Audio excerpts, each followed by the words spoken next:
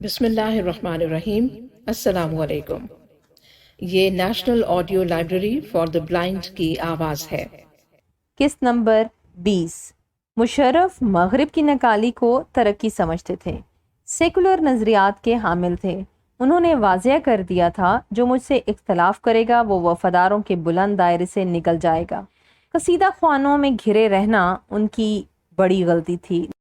Lieutenant general retired شاہد عزیز کی کتاب سے اقتباس۔ میں نے جنرل مشرف کو پاکستان کا وفادار ہی سمجھا۔ میرے دل میں یہ خیال نہیں آیا کہ وہ جو کچھ کر رہے ہیں اپنی سوچ کے مطابق ملک کی بھلائی کے لیے نہیں کر رہے۔ ایک ملک کا سربراہ ہونے کی حیثیت سے انہوں نے ملک کے لیے جو بہتر سمجھا کیا، یقیناً اپنی ذات کو ملک سے اوپر جانا اور اپنے ذاتی فائدے کو ملک کا مفاد ظاہر کیا، مگر اس سے ہٹ کر تو کسی حکمران سے توقع بھی نہیں رکھتا۔ میں نہیں سمجھتا کہ ہمیں کوئی ایسا حکمران نصیب ہو سکے گا جو خود کو ڈبولے لیکن ملک کا مفاد نہ چھوڑے۔ ایسا فرشتہ کہاں سے لائیں گے؟ باتیں آسان ہیں، حقیقت ایسی نہیں ہوتی۔ انہوں نے بہت سی غلطیاں کی جن کو وہ کوئی نہ کوئی رنگ دے دیتے، ان کی وجوہات کہیں اور ٹھہراتے۔ کوئی بھی حکمران اپنی غلطیوں کو نہیں مانتا۔ قصوروار تو کوئی نہیں رہا، نہ فوجی حکمران نہ سیاسی۔ غلطی کا اقرار یہ بھی کبھی نہ کرتے، خود کو باصلاحیت حکمران ہی تصور کرتے۔ شاید حکمرانی میں آ کر انسان کی سوچ ایسی ہی ہو جاتی ہو۔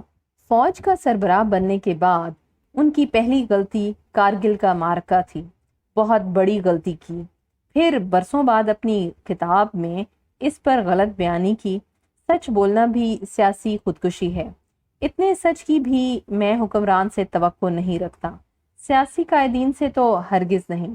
حکومتیں ہمیشہ وہی کہتی ہیں جس میں مصلحت اندیشی ہو۔ ان سے بچوں کی طرح کے سچ کی امید نہ رکھیں، وہ تو آج کا عام آدمی بھی نہیں بولتا۔ سیاست دانوں سے ایسی توقع کیوں؟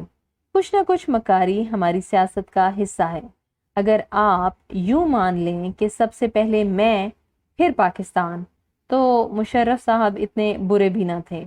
کوئی بھی حکمران تمام باتیں تمام لوگوں سے نہیں کہہ سکتا، اور میں نے یہی دیکھا کہ اس سطح پر جھوٹ اور سچ کوئی معنی بھی نہیں رکھتے، صرف بات کی مناسبت کی منطق پر کہی جاتی ہے۔ ہماری سیاست میں جھوٹ کو جھوٹ نہیں کہتے، سیاست کہتے ہیں۔ پھر ہماری تاریخ میں سچائی اور لیڈری کا جوڑ کہاں رہا؟ یہ سب خیالی باتیں ہیں، میرے جیسے بے وقوفوں کی ذہنی معذوریاں۔ عام تصور سے ہٹ کر یہ سمجھنا چاہیے کہ ہر حکمران نہایت خوف زدہ ہوتا ہے۔ وہ اس اونچائی پر بیٹھا ہوتا ہے جہاں سے ذرا سی جنبش اسے گرا سکتی ہے۔ وہ اپنی بلندی برقرار رکھنے کے لیے کسی ہل جل کو پسند نہیں کرتا۔ درخت کا تنا ہی مضبوط ہوتا ہے۔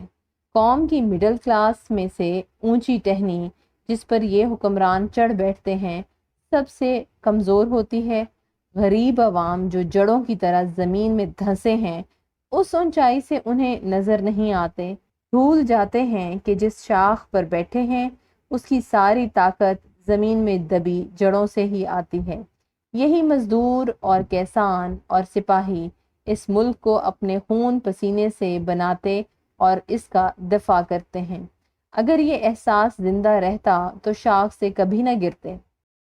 جنرل مشرف نے 2 مرتبہ میری موجودگی میں فوج کے سینئر افسران کو خطاب کرتے ہوئے وفاداری کی اہمیت پر بات کی۔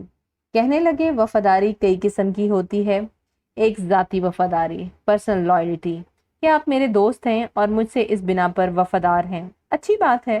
دوسری یہ کہ آپ کی وفاداری ادارے کے ساتھ ہے، انسٹیٹیوشنل لائلٹی، جیسے فوج یا ملک سے وفاداری قابل احترام ہے، مگر میں جس وفاداری کی قدر کرتا ہوں وہ ہے خیالات کی وفاداری، لائلٹی آف آئیڈیاز۔ اگر میری اور آپ کی سوچ ایک ہے تو پھر بے وفائی کی کوئی وجہ نہیں رہتی۔